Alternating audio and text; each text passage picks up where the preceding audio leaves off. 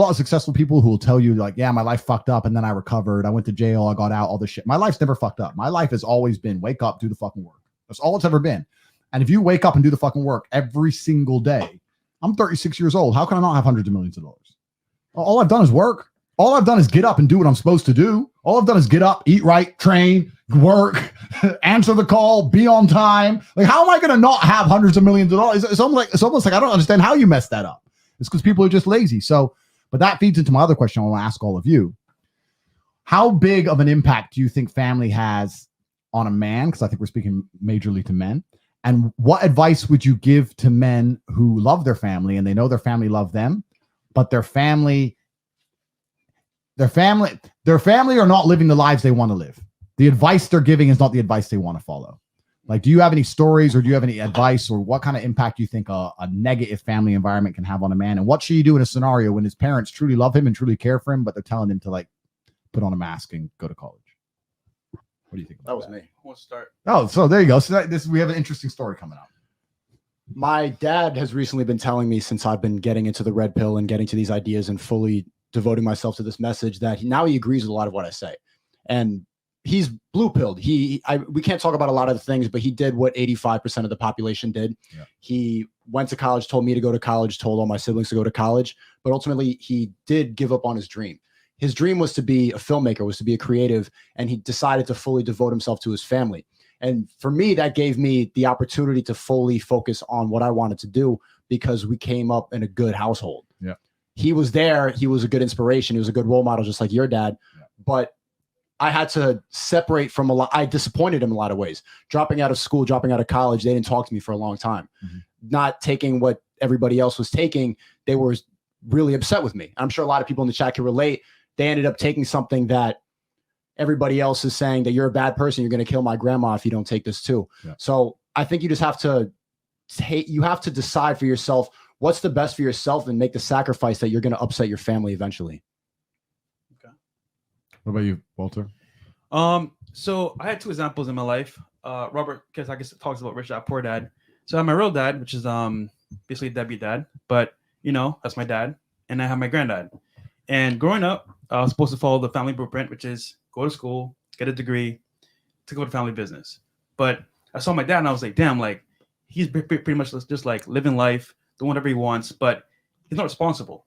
But my granddad was like an anchor. He was like the one taking care of the family, took us on trips. You know, he bought me a car, bought my mom a house. It's like, damn, he's the man of the household. So I had to make a choice. Who do I want to follow? My dad or my granddad? And I chose my granddad because for me personally, my dad would say, hey, son, I'll come pick you up. And he never would show up. My granddad would say, hey, son, I'll come pick you up. He'd always show up on time. So me personally is making a choice to say, you know what? Who do I want to be like more? My granddad or my dad? And I chose my granddad. So for me, it's just making a choice. I think all of us have that voice in our head that tells us what we're supposed to be doing. If you know you're supposed to be great, that voice in you is going to tell you that. You can choose to listen to it, or you can choose to let the weaker voice inside of you suppress what you know you are meant to be.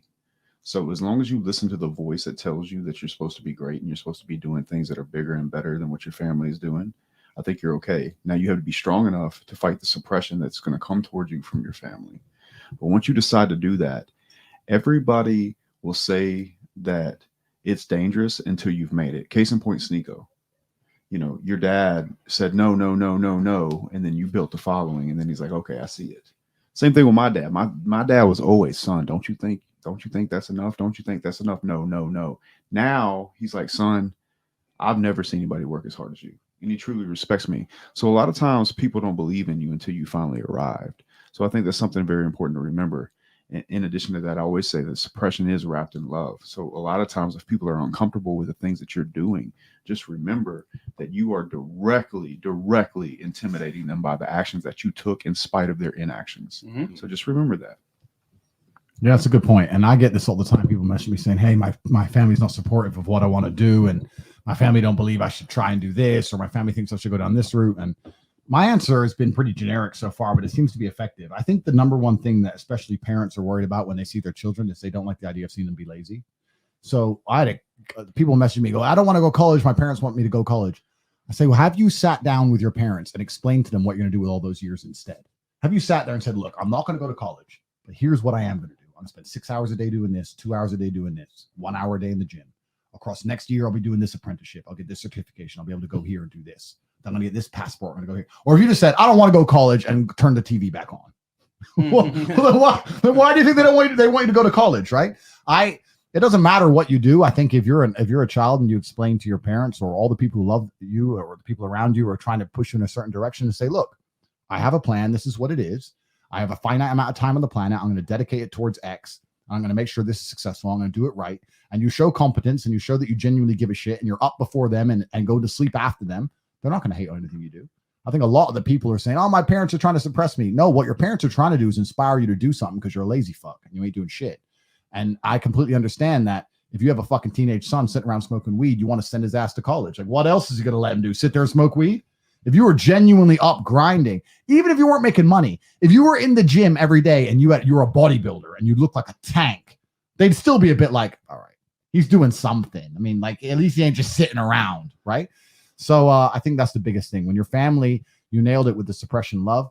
When your family are trying to hold you back, what they're trying to do is make you do something because they think you're doing nothing. Because if you were doing enough, they wouldn't really be so concerned with what you were doing at all. It's about output more than what you're putting your output into. It's just about doing something, existing in the world. And to add to your point, Andrew, so for example, even myself, like my mom would say, don't go to America. It's dangerous. Don't go over there. You might end up dead.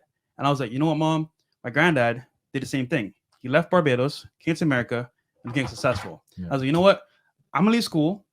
I'm sorry to say, I love you, but I don't want to follow. I don't want to follow the family path. I want to do what my granddad did. So I said, you know what? I'm gonna sell my bike, sell my truck, I'm moving to America. She's like, don't go, son. It's dangerous. I can't have you going there. I said, look, I love you, Mom. But here's my plan. I'm coming to America. I'm gonna retire you and be successful. That's it. And I did it. So me having that talk to her made her feel a little bit comfortable, but like still, she's like, you know what? Don't go. It's dangerous, and you gotta make a choice, man. Yeah. So. All right. So before I give my answer, I'm gonna